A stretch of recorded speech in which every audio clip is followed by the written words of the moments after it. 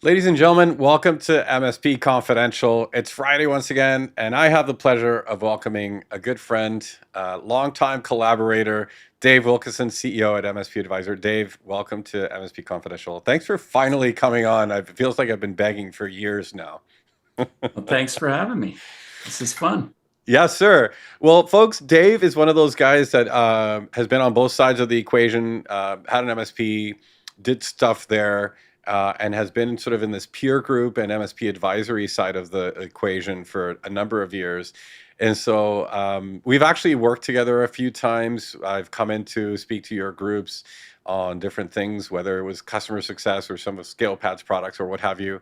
And it's always interesting to see sort of the patterns of what happens with owners as their businesses grow or are stuck emerge. And I was wanting to start with that idea of the people patterns. Yeah. Being around the block a couple times now, I would say you've probably started noticing certain people patterns that seem to always come up, or certain phases of patterns that come up all the time. And I was just curious to ask you a little bit about that. Yeah, for sure. You know, I think we all know that most MSPs were founded by techies. There's kind of probably two major paths, and the biggest one obviously is that techie path. The other is the sales path. So they sold for another company, technology company, and they wanted to do it themselves. The techies usually it's because they know how to do it better than the person they were working for typically. But that I think that kind of personality leads to a lot of the same kinds of challenges. I think techies are very black and white typically. They kind of look at things as just they're either fixed or they're broken. A lot of times there's not a lot of gray there, whereas the sales guys, there's a lot of gray. There's not a lot of black and white. There's a lot of gray, and so both of those kind of personality types, I think, kind of lead to these recurrent problems that we see. And I've seen throughout this consultancy gig that I've been doing since 2013. I'll be honest, man. I'm feeling a little called out here with your description because I feel like I was one of those techie owners, definitely not on the sales Mhm. side. And I definitely was very black and white about things to almost just virtuous almost about my opinion of things. It was to my detriment probably. And it's not until recent years that I've been getting a little bit more philosophical in life. Things like Stoicism. I was reading Ray Dalio's Principles book, and he talks about this concept of struggling well and kind of welcoming a bit of the gray area more and more into my life that I haven't started to really notice. I've started to pick up on this pattern too of folks in that realm. But what I notice is that it's very much a human nature thing. Like most people are black and white 100%. about most things. Um, Hmm. and so how does a business owner, a techie or tech-led business owner break those patterns? Or what do you see as sort of the necessary shifts or mindset that is gonna maybe unlock them or release them from their limiting beliefs? Yeah, but doesn't the growth occur in the gray? Have you ever noticed that? Uh, Probably the biggest shifts, like when I owned my MSP, the biggest things that grew us as a company, not just revenue wise, but our abilities, our skill sets, our offerings, things like that, was something that was very gray. A salesperson sold something that maybe I didn't really appreciate. Those were the kinds of things that force you to grow and get better and improve. And I do think that those that don't embrace that, the owners that don't embrace that, have a lot more difficulty with growing, right? They become very stagnant because the world is not black and white. I mean, like we want it to be. Like I really would like it to be, and Mm. you, I'm sure, would like it to be. It's not. And so having those accepting those gray things and kind of doing some things, some offerings, expanding into areas that maybe, like size wise, for example, like uh, maybe you don't really want to deal with clients above 25 seats, and you get an opportunity that's 100 seats, and that's pretty scary. You can either say yes or no. Usually if you say yes, it's difficult for a while, but in the end you discover it's actually not that much more difficult than a small client, and in some cases it's actually easier than handling a small Mm. client. I feel like this conversation about this black and white stuff comes up a lot in even my current talk tracks around customer success, because one of the things that we're really trying to discuss or inculcate with MSPs is a much more segmentation focused view of customer profiles. It's so funny because MSPs talk about the ICP so much, and the Mm. industry almost assumes that MSPs can figure out how to work with a single profile of client, and that's going to be the magic number, the magic style, or the magic ICP. But the reality is so much more broad, Yeah. and the spectrum is difficult, and there's small clients that don't want growth, there's big ones that don't want growth, and all the variations in between. um, and the maybe the standardization mindset that MSPs tend to have kind of gets in the way. It's like, well, no, we're going to template this QBR process, and I kind of started to realize this as I welcomed the gray, to say this doesn't really work, and here's why. This is why you're feeling frustration. This is why you immediately hit capacity challenges if you're trying to do the same thing across all customers. Um, and so it definitely seems to take a lot of cultivation of the ideas of the mindset for people to start to welcome it. I'm not sure you can go out and just tell folks that need to think a little bit more gray, to have them succeed at that variability or that gray area. But what's your experience through the peer groups? Because maybe the influence from their peers changing or adopting a different mindset, or talk to me about that a little. Yeah, I mean, standardization is important. It really is, because if you don't have standardization, it's very, very difficult to gain efficiency, and it's even more difficult to start leveraging AI and RPA and some of those automation tools to really drive efficiency.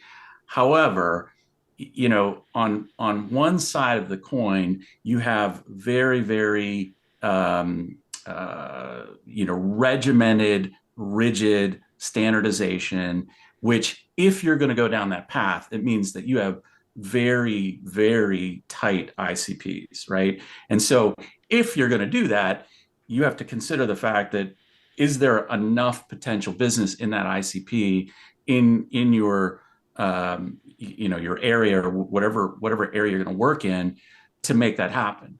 So there's paths there. You could say, Mm. I have a client that only works, or primarily works with CPAs and accountancies, right? So they're very rigid in how they deliver that, their stacks, all of those kinds of things. Flexible with the client and kind of what the software they use, but how they do it is very rigid. But then they're across the United States, so they're going everywhere. So that's kind of how they've expanded their addressable market. The flip side of that coin is, you'll just take whatever, and Yeah. that's a disaster. Like, that is a complete mess if you do that. You cannot. I would contend that you cannot make money doing that in managed services. So, like everything else, there's sort of this gray area where, there's the things that you have to have, the things that you cannot live without, and then there's the things that, maybe you can address through contractual changes, those kinds of things, and maybe you're willing to live with those things if you're protected contractually. And then there's the things that you have to kind of allow for clients to make decisions around, line of business software, those kinds of things. Yeah. So It's funny. I've started saying standardize how you customize as the go between of these two realms, because again, that's good. the black and white is the thing that catches people, I think, by surprise. They just want to do it one way or the other, or in many cases, they want somebody to hand them the best practice and say, "Oh, just do this." And as you're eloquently describing, there's just a lot more nuance and gray area to it. Um, Let me ask you maybe a this is a tough question to even get out. This concept that because the techie owners are maybe less aware of um, emotional states of customers and how to work with customers that are perhaps in a little bit more of a defensive stability type of mindset about their environments versus a growth and innovation type of mindset. And you kind of mentioned this idea that this thing that environments are either fixed or they're broken, and this is maybe not compatible with the way that some clients think on the flip side. And so like this constant bashing of the MSP owner mindset versus the client's mindset, I feel like has to show up in some really frustrating ways. And it's so interesting to be in a position like yours where you see this kind of play out in a group of folks that are either see it or don't see it. Like they just get the customer mindset or they don't get it. I'm curious if there is such a thing, or is everybody mostly a little bit aware and just not able to execute to a certain level? Oh no, there's definitely people it I have to talk them off the ledge with how they're handling clients because they tend not to put themselves into the seat of the client. And again, this goes back to this whole their techies or their salespeople. That's probably 90% of the MSP owners, maybe more than that, right? And yet most small businesses are probably, I mean, neither of those. So it's a completely different personality types. Um, you know, doctors, lawyers, you know, business majors, those kinds of mentalities, Mm. manufacturing. I mean, they are all kind of different mindsets, and so it's important. And I think the better if you want to be good at the sales portion, you have to be able to put yourself into their shoes, into their heads, and think about, well, why are they saying what they're saying? Why is that their perspective? And in some cases, like we all know, there's just people out there you just really don't want to be doing business with, right? Like it is what it is. And there's also people that maybe you don't mind doing business with, but they don't have the right mindset for managed services Mm. and never will. So they're just incompatible with the idea of managed services, and they're better off with some sort of a break fix relationship with somebody because they don't value the IT. They don't see where the spend is gaining them profit or efficiency or whatever in their business. They view it as just something they've got to do, and it's just an expense. And those kinds of companies are just not necessarily good fits for managed services. So yeah, it's hard for a lot of business owners, a lot of MSP owners to put themselves in those shoes and to understand. And by the way, the sales mentality type owners, they just are wanting to please the client, right? So they're just usually willing to kind of say, well, yeah, we can do that. Yes, we'll figure that out. We'll do this. And then it all gets handed to the technical people who are like, well, we can't What do are you that. doing? Yeah. What are you doing? Yeah. You sold a spaceship. What's going on here? Yeah. The nuance of knowing sort of where to push or where to pull, I think is so interesting, and it's not granted. I think from the get go, people kind of learn this, or maybe they just reject it their whole careers. Yeah. I have an interesting question to ask you about the maybe the if you've detected the top reason why MSPs join a peer group. Like, what is the failure or thing that's stuck the most that drives them to finally reach out to peer group? Is it revenue? Is it profitability specifically? Is it something else? No, you know what it is? It's the growth mindset. Mm. We talk a lot. I talk a lot about growth mindset in a lot of the sessions I do with MSPs. And there's been a lot of good stuff written psychologically on this about people that have a growth mindset, meaning they know they don't have it all figured out, and they want to learn more, and they're not tied to the idea that everything they do is the right way to be doing it. And so they really want to hear from their peers. They want to talk to others. they know that they're not doing everything correctly. They're not sure even about the things that they think they're doing correctly. And so being able to sit with peers and bounce those ideas off of one another is invaluable. And that's, I think, the trigger. The other side of that is that they believe they've got it all figured out, and they've all of this is in house. They've got a lot of secret sauce that they don't want to share. Those are just not good fits for peer groups. Luckily, our industry is very, very peer heavy. It goes all the way back to the genesis of managed services, in terms of some of the early, kind of managed services innovators were peers, of one another in peer groups. I think a lot of that. And then I think the general, again, that techie mindset, they're used to going on, these days Reddit. Back in the day, it was, listservs and everything else, and just having conversations about things. So I think that translates for a lot Yeah. of people into peer groups.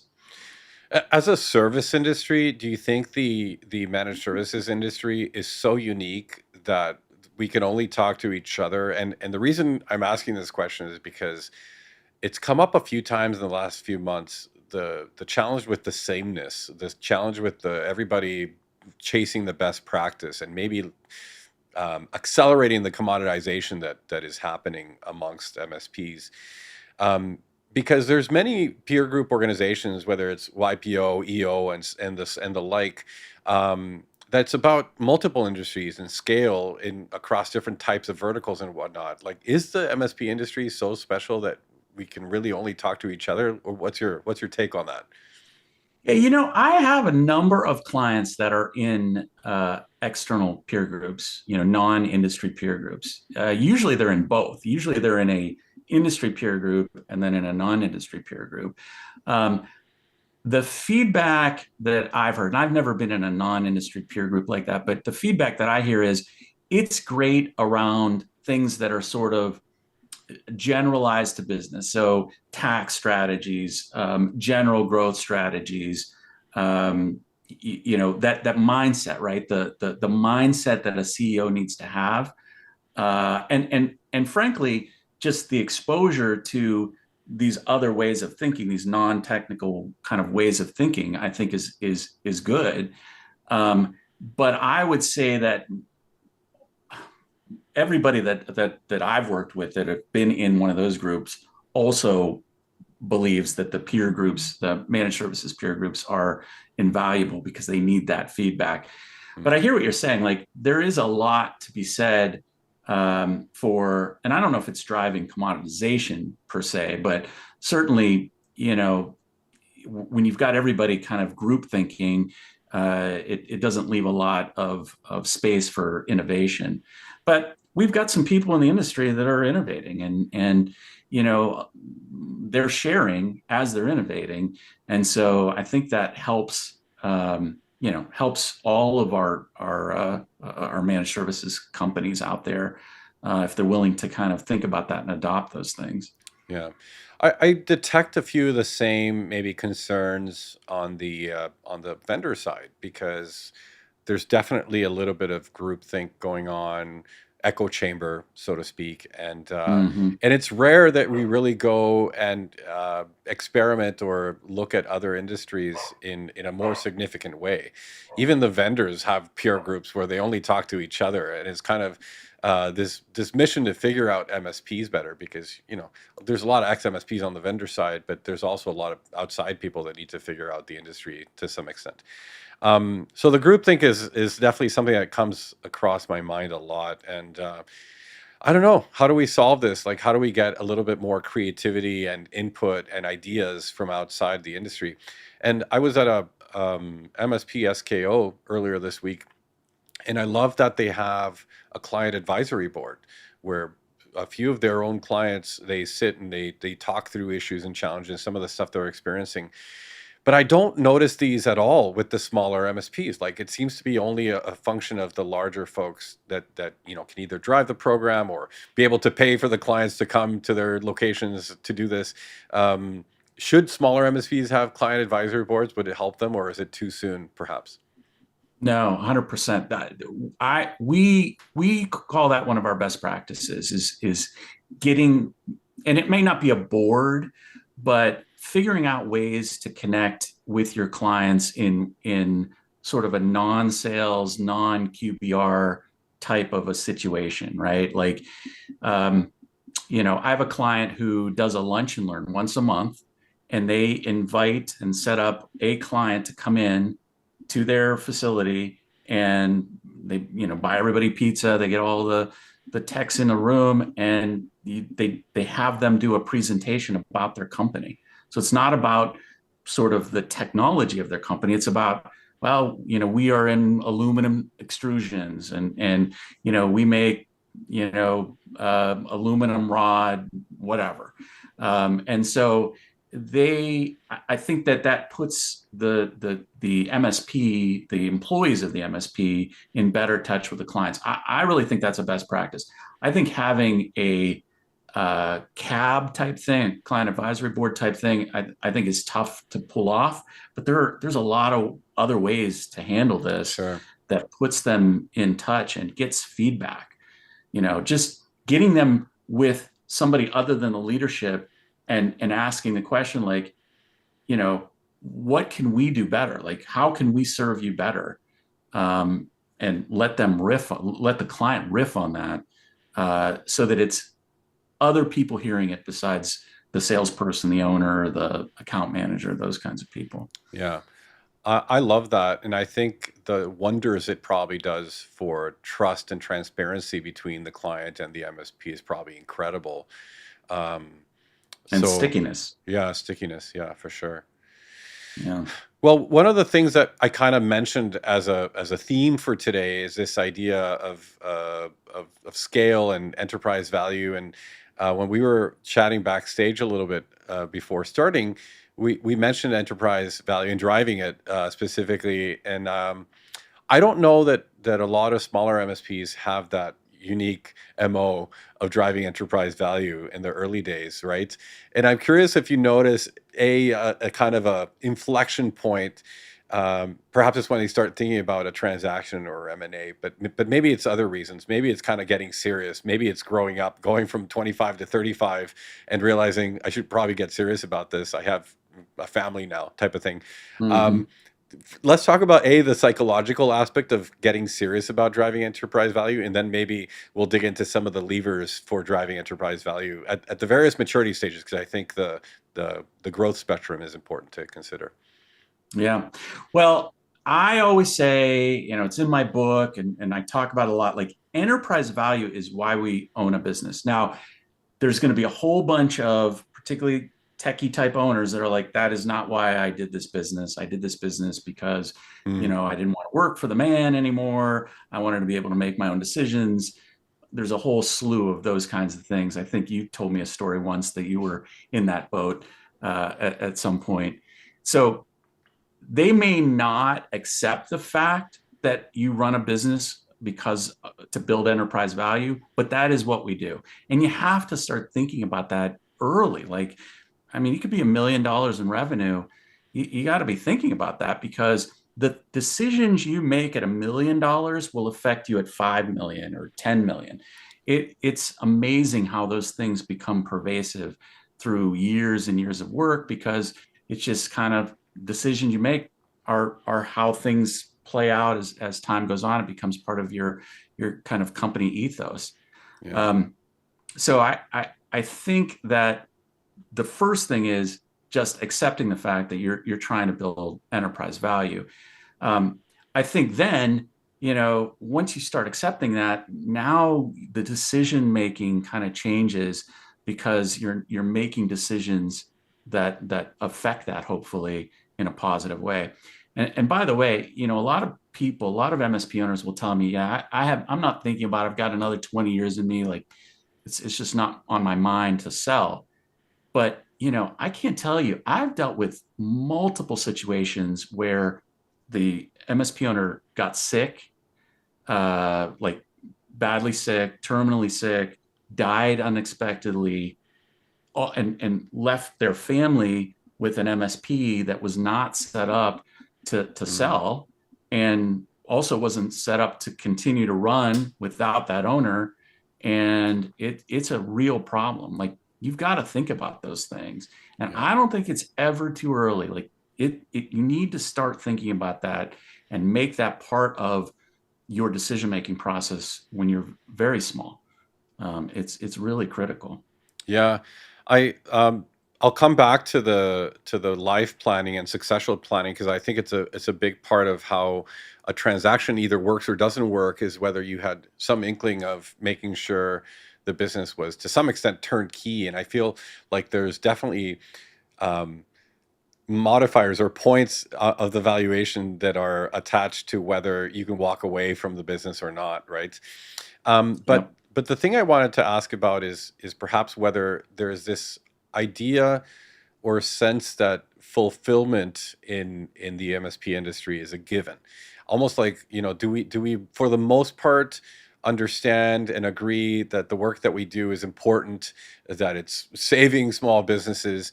Because I don't feel like we talk a lot about fulfillment in the work in our industry. And going back to the comment about driving enterprise value, like this mindset of growth, sometimes I feel, and this is the connection I'm trying to make, is that owners that suddenly have this inflection point towards growth are maybe scared to bring their people along on this growth mindset, because if they're not owners in the company, or if there's not an ESOP program, or if there's kind of some separation, that it feels a little bit distant to try and expect that everybody is helping you make more money as the owner. So I wonder how many folks get stuck a bit in this turmoil of how to solve for that.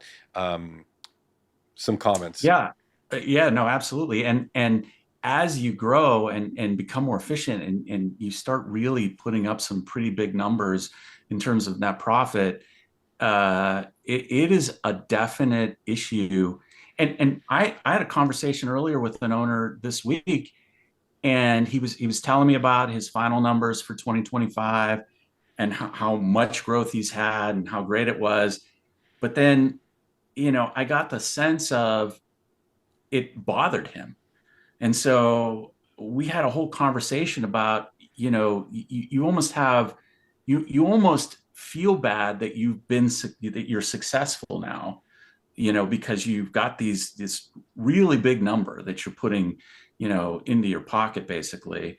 Um, and you've got to accept the fact that like you put yourself on the line.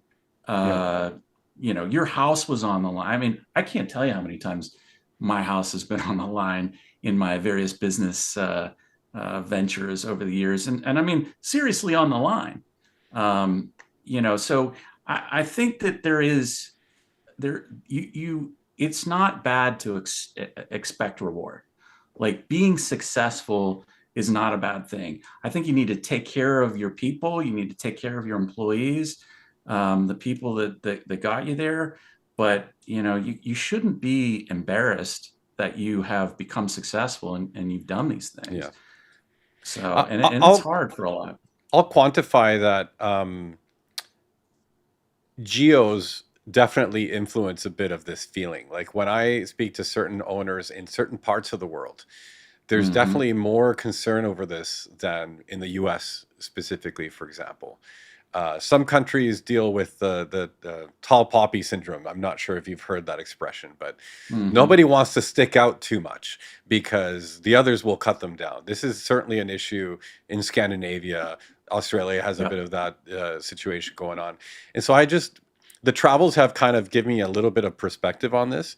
And I do find it interesting that in a very hyper connected industry worldwide, that there's a bit of this dichotomy in mindset around this, and how good you should feel about your success if you're not necessarily lifting everybody along with you. But I digress. Don't you think in most MSPs, at least the ones I work with, I mean, they are lifting their employees. I don't think, and part of it is I'm not sure that I would necessarily do business with a company that didn't take care of their employees. But on the flip side, if you don't take care of your employees, how are you going to retain them? And retention is a critical factor of success in a managed services company. Like, I don't think you can be a really good managed services company if you can't retain your employees. If you've got high turnover, that usually leads to high turnover on the client side. Mm. It's not a good situation. So I do think either because we want to or because we have to, most MSP owners are building up and taking care of their employees.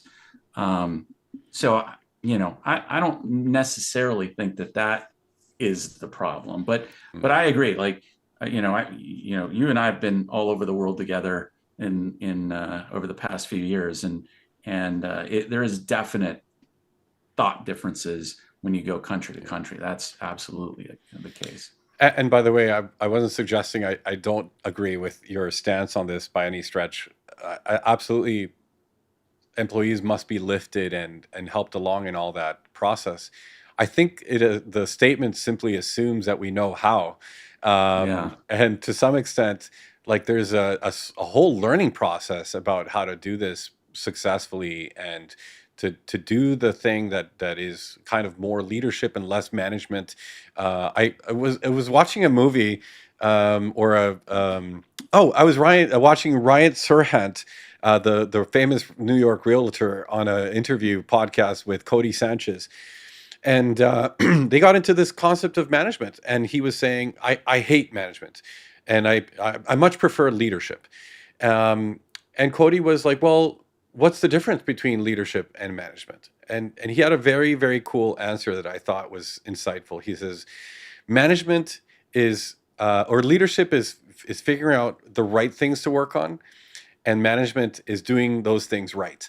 And I thought that was such an insightful way that's to very think about it. interesting. And I think for tech owners at MSPs, this is a interesting thing, that like we're always kind of hyper focused on just doing the things right. And so it's more of a management style of growth, and not necessarily a leadership style of growth, because it's tough to go inculcate what are the right things to work on if perhaps we don't even know what those things are. And so this is a challenge in also transitioning to help, lift other people and figure out what their career paths look like. By the way, I'll say this, and I've talked about this in the past. I think at a small MSP, the average MSP is under 10 people. Like a career path is nearly, from the average perspective of what a career path is, which is kind of this vertical progression. Career paths are non-existent at small MSPs. Like you have one That's job, and exactly right. you probably are going to keep it forever. And so the growth has to come from other areas, personal growth, skill growth, and other things that are maybe more horizontal in nature than necessarily vertical, the way the average person thinks of growth, right? So anyways, a lot of thoughts there, but Well, and also consider the fact that in a small MSP, how much time does the owner have, mm, and money to put into that whole thought process? Like, disconnecting enough to step back from being in the fray to really think about this for their employees. And the smaller you are, the more difficult that is, to kind of get yourself in that mindset. And you don't it's just you. Like, you don't have an HR department, you don't have somebody that can kind of head that up. So you've got to be very creative. And the other thing is, not everybody's motivated by money, particularly in our industry. There's a lot of people that are not motivated by money, and you've got to figure out at an individual level what moves people and what motivates people yeah. and what makes them whole. And it could be flexibility. It could be flexibility with their time. It could be, the technical growth, the skills growth. You've got to figure that out for each one of your people, and that isn't always an easy thing to do when you're also, fixing problems for clients. And Yeah. that's tough. Yeah, I feel like we're piling on to the list of accountabilities and responsibilities here, very, very fast and furious. So, Yeah, if anybody thought they were coming onto this podcast to figure out how to solve their problems at their make their MSP, life yeah, easier. we're just Yeah, adding to the list of brunt work. Um, yeah. but let's get By the back to the scale conversation a little, because we had been talking about this idea of what is like the reason why MSPs get stuck. And I was curious if there's like a specific thing that you notice pattern wise that is limiting or creating a glass ceiling of revenue or creating a glass ceiling of profitability. What do you notice out there in the wild? Yeah, so we talk a lot about the different plateaus that you hit. So you hit up, and I'm going to use US dollars here, but it translates, to whatever your kind of local currency is. So around $1.5 million, you're typically a, an owner with a handful of employees, a small handful of employees. You're wearing all the hats. Everybody else in the group is wearing all the hats. And it's very difficult to kind of break out of that because you're in that fray. You're not really, you're just waiting for, new opportunities to kind of come in through referrals or whatever. Like you're not really actively going after that. If you are, you're trying to sort of outsource that and, go to a cold caller or something like that. You want this magic bullet. And the reality is the owner is the only one that can really drive Mm, through that plateau. Like you got to get out, you've got to do your own networking, you've got to kind of make those opportunities surface. And so you've got that plateau. The next one happens around 3.5 million, $4 million. And at that point, you've got to start building in kind of a whole strong management team. You've got a lot of owners that they're trying to be the puppet master of the entire company. And the problem is somewhere in there, you lose control or lose visibility, maybe not control, but you lose visibility into your clients. There may be clients that you've never spoken to or that you spoke to at the very beginning and then you haven't spoken to them since because other people are handling things. So you don't have that visibility. You need a leadership team. You need to find people that have strengths that fill in and fix and augment your weaknesses. And for a lot of owners, that's hard because it's not cheap. You're typically taking a slice of your own, take home and giving it to somebody else. And it's a yeah. difficult decision. And then finding those people, like a lot of times you're just, potentially bringing them up through the ranks and they may be getting the seat on the bus just because they've been on the bus for so long. And that's not necessarily the right way to go. And then you Mm, have another one, probably 6, 7, 8 million, where now you need middle management. So you don't just need a leadership team that's strong, you need a whole set of middle managers. And for a lot of those technical owners that left their place of business and started an MSP because they didn't want to work for the man anymore, they've now become the man. And that psychologically bothers a lot of them. Like they don't want to build, bureaucracy into their company. They were formed to avoid bureaucracy. Well, at some point, unfortunately, you need bureaucracy to run a business. And so that holds them back. So like that pretty much gets you through, that 10, 12, $14 million mark. At that point, you're a big boy business or a big girl business, and you have to run it like a real business. And in a lot of cases, the owner founder is not the right one to lead once you get to that point, that you need to start bringing in sort of a professional to kind of lead the company. yeah. Do you find in your history of working with MSPs that you've kind of figured out a way to pragmatically set them up to think about that situation where, okay, you're about to hit $3 million in revenue. Here's what you need to be planning for your personal take home to be able to reinvest into starting to grow that middle management layer, which is going to obviously create a dip in profitability for the business. No doubt. I see this because these are non revenue generating hires the way Right. that we traditionally think about them. Have you noticed maybe these patterns of starting to be more pragmatic about this planning emerging, or is that still kind of catching most people by surprise when they get to that stage? They didn't expect that you'd hit that revenue number, and now they have to plan for this next stage.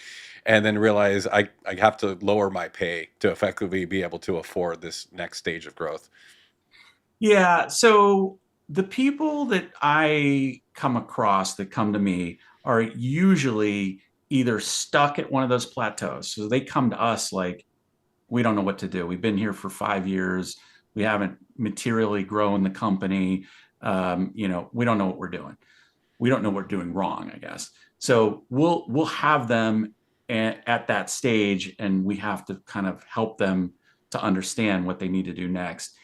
If we're working with them as they're growing, we're typically preparing them so that they understand where that goes. And if they're in a peer group, we're typically we put companies in peer groups within the same kind of top line revenue bucket, right? And then we let the peer groups grow together and move up as one essentially. Yeah. And so what happens is they're all thinking about that as they're moving forward, and talking about that. That becomes one of the topics that they're talking about as they're moving up that kind of revenue path.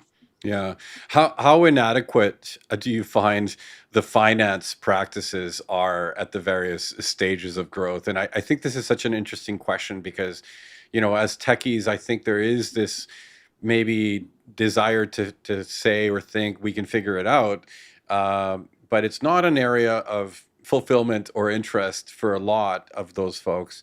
And so I feel like a lot of really good behaviors or habits get ignored until it's maybe creating an actual problem for them.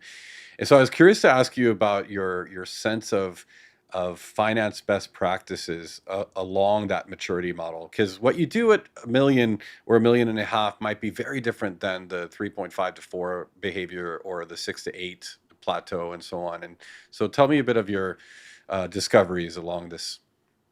Yeah, 100%. And you hit the nail on the head. I mean, there are a lot of companies it's just the finance function is so deprioritized that it's just not important Mm. because they don't know how to interpret a traditional P&L. They don't know how to interpret a balance sheet. So they don't even really know what to be looking for.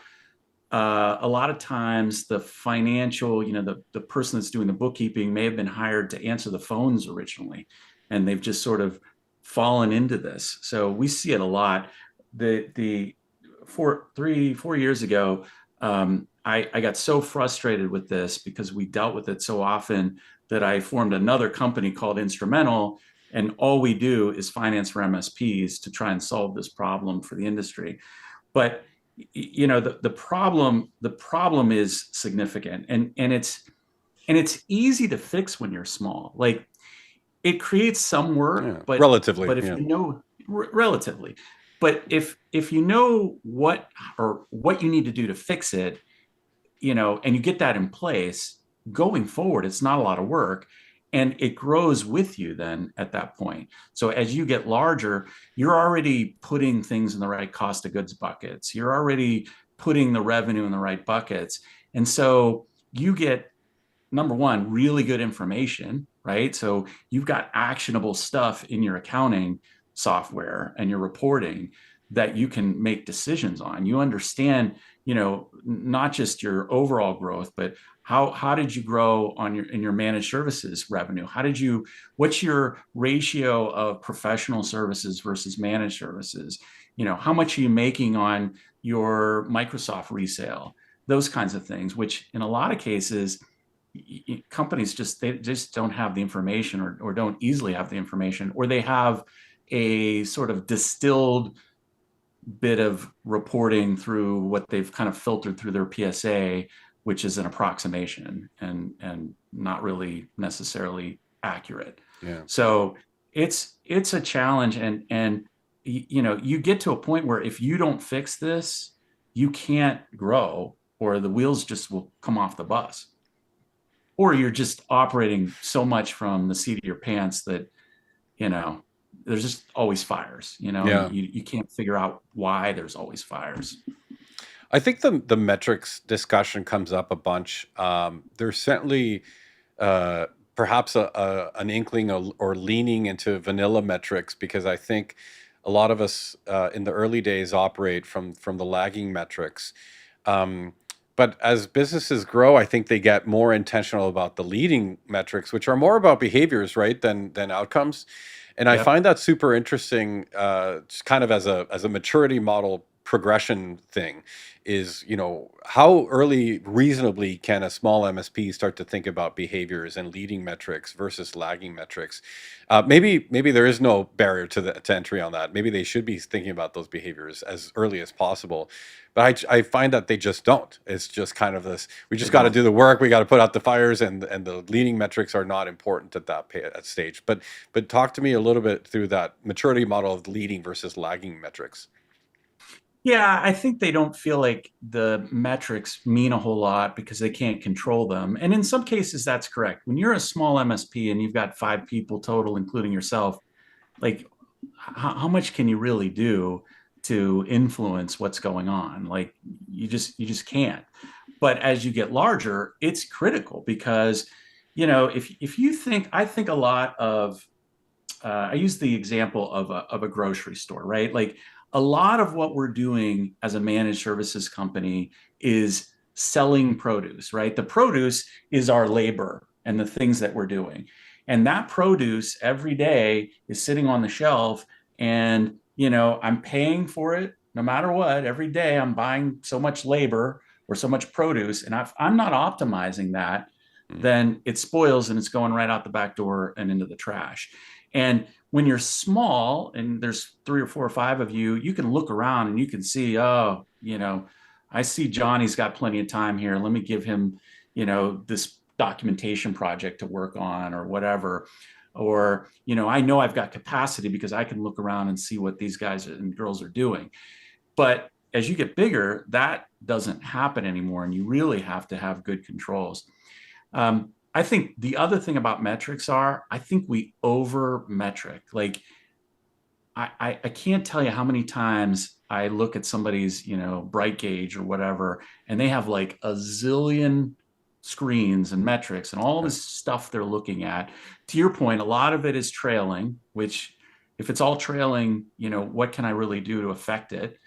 And it doesn't make sense. I think it's really important that everybody in the company, everybody has, 1 to 3 metrics that are really why they do their job.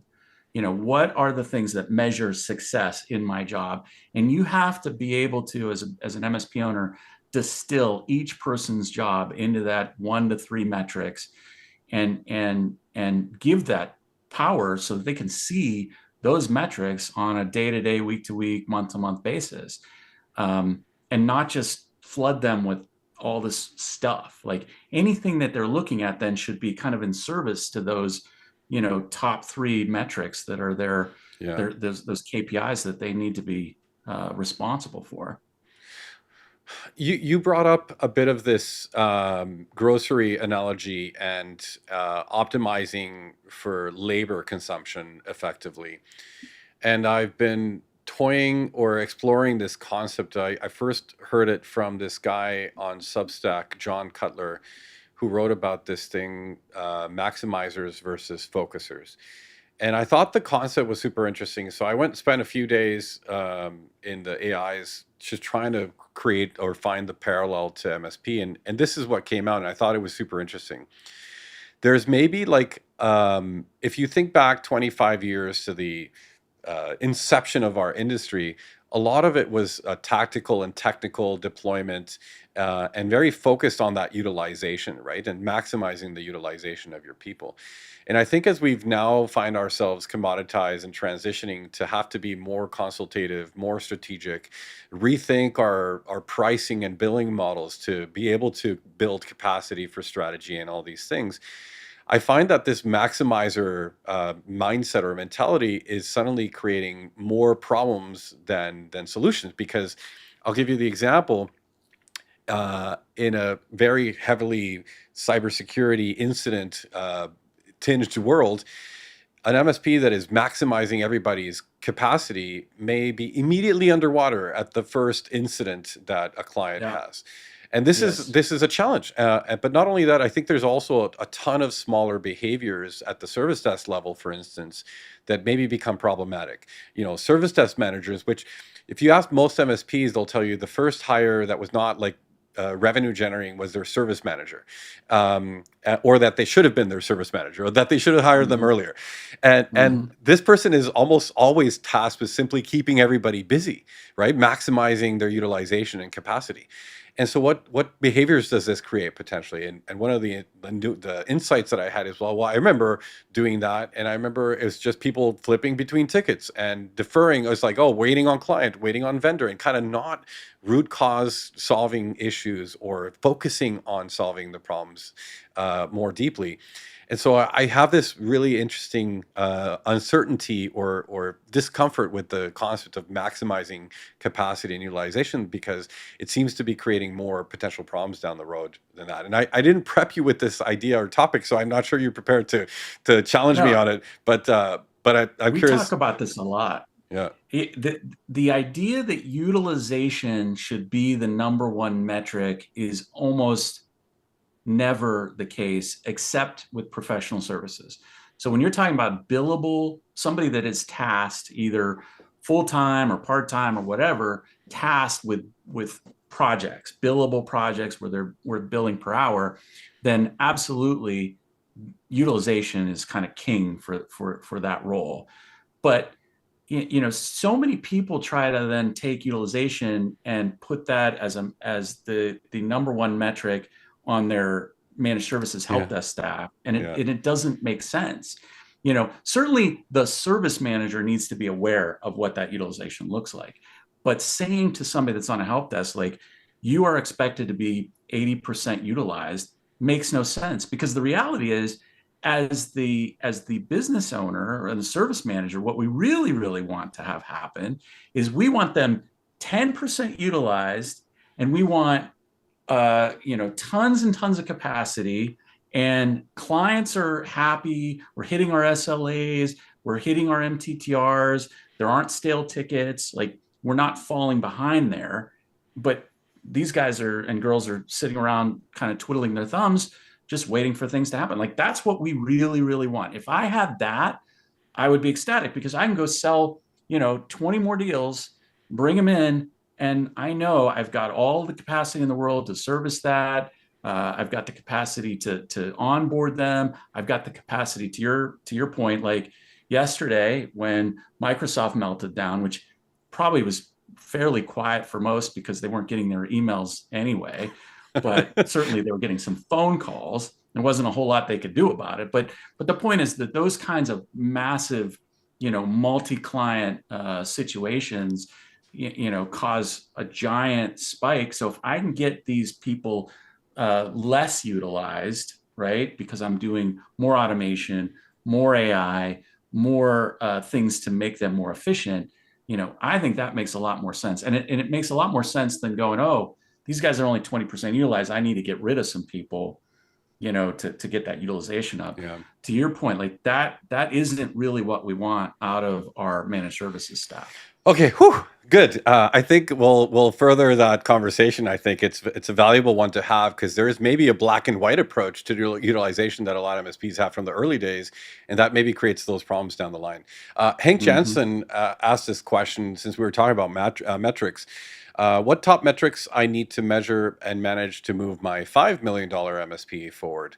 And we were talking about a bit of the maturity model and maybe the seasons or plateaus, and I certainly metrics change as growth profiles change. And what do you come across the $5 million MSP as in terms of shifting metrics or shifting priorities? Usually, it's hard to Yeah, obviously well, overgeneralize, but yeah, well, and you've got layers, right? So you've got to kind of start at the top, and each area of the business has kind of a different set of layers and metrics that each layer has different metrics that you need to put in place, because at the professional services level, it really does come down to utilization. Like if I've got Mm. somebody, I'm paying them $150,000 a year as a tier three engineer to deliver projects. The reality is I need them billable, and we need to make sure that they're billable as much as possible. And so it's a pretty simple that plus are the customers happy? Are you hitting your deadlines and milestones? I mean, it's pretty straightforward. But on the other side of that is, the top of the company growth. We should be at $5 million. We should be seeing a 20% year over year growth at the top line, and we should be seeing 20% growth in our managed services revenue. We should be seeing um, CSAT, looking at customer satisfaction. We should see very high customer satisfaction. We should see low churn within our customer base. We should see low churn within our employee base. So those are kind of at the top level the metrics that we should be looking for. And then I failed to mention net profit. Yeah. Our goal is for our clients to be doing 20% or more net profit, and that is above. 18% is usually the bottom of the top quartile, so 20% is squarely in that top quartile of managed services companies. But that's where we should be to be a healthy company, growing at 20% net profit, low turnover of our employees, low churn. Yeah. And then there's metrics in between. Um, I've had a ton of conversations as of late. The topic of net dollar retention is super hot right now in general. And I think a lot of MSPs are turning their sights and focus on retention and expansion of existing customers. And I'm curious what assumptions you're making on that 20% top line growth, or even on the 20% net profit number in terms of the churn percentage or net dollar retention percentage. There's probably a simple Yeah. reverse engineered math figure there, but Yeah. Well, as far as churn goes, I mean, we really look to see very low, 2-3% churn. Your churn should be pretty low. And if it's not, I typically like to go through every client that churns. And in fact, I think it's worth doing even if your churn is low, that you're reviewing every single client and why they churned. In a lot of cases, there are things happening outside your control, like there's a lot of in a lot of industries, there's a lot of PE buyouts. So you're seeing, you're losing the client because a PE came in, bought that company, and they're now rolling up the IT to a PE or a IT provider, MSP at the PE level. So that's outside your control. There's not really anything you can do about that. But there's also the ones that perhaps you fired, so you did control that, and it was a business decision to get rid of that client. And by the way, it's healthy. Like if I see 0%, like you get a lot of MSP owners that are like, yeah, I haven't lost a client in 10 years. That is a it's a red red flag flag. to me. Yeah, Huge red flag to me. Like you should be losing some clients here and there through your own decision, because every client can't be a good client. It's sure. impossible. Yeah. So yeah, I think that's critical. Well, just like that, we're at the top of the hour, believe it or I see not. that. That is crazy. We're going to definitely need a part two. There's a number of, I literally have a front and back of my notes here of like ideas and things that you've mentioned. So I'd love to catch up with you again, definitely. Um, Sounds great. we didn't even broach the topic of AI at this point, and I'm happy we just leave it for another day, perhaps. But Dave, where can people find you if they want to engage or ask some questions, or maybe talk to you about your peer groups and stuff? Sure. You can go to our website, mspadvisor.com. You can email me, Dave at mspadvisor.com. It's pretty easy to remember. And obviously, you can Google us as well. And you can go right on our website and book a time. That's awesome. Well, thanks so much for your generous giving of knowledge, of time, of expertise on these questions. I appreciate you so much, buddy. Hang on backstage for a sec while I send off the folks. Thank you so much to everybody that joined today or is watching later on. We're here every Friday at noon Pacific, 3 p.m. Eastern. You can also find us at mspconfidential.com or on the ScalePad website. Our YouTube channel is at GoScalePad. So lots of good episodes there. We've been doing this almost 2.5 years, so there's lots of good episodes and conversations to catch up on. And we'll hope to see you very soon. Until then, ciao for now. Bye.